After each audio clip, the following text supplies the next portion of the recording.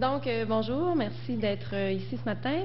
Ma présentation va se diviser en deux parties. La première partie, je vais vous parler un petit peu de ce qui se passe sur le marché du côté des gros joueurs du BI, qu'est-ce qu'ils font un petit peu du côté géodécisionnel.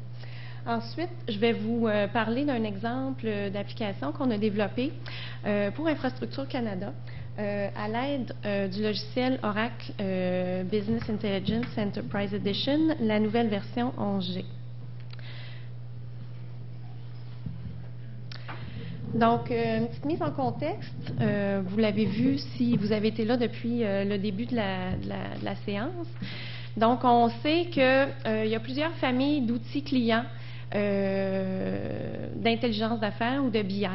Donc, ici, on a un petit diagramme qui nous montre que ces familles-là ont une complexité différente et ont aussi une valeur d'affaires différente. Donc, au centre, on a les rapports et les outils de requêtage. Ensuite, on a les outils OLAP et de visualisation. Ensuite, on a les outils de tableau de bord. Puis par la suite, on a l'analyse prédictive, ce qui est appelé aussi le data mining. Maintenant, le géospatial touche à ces familles d'outils-là. Donc, du côté des rapports et requêtes, le géospatial est bien implanté.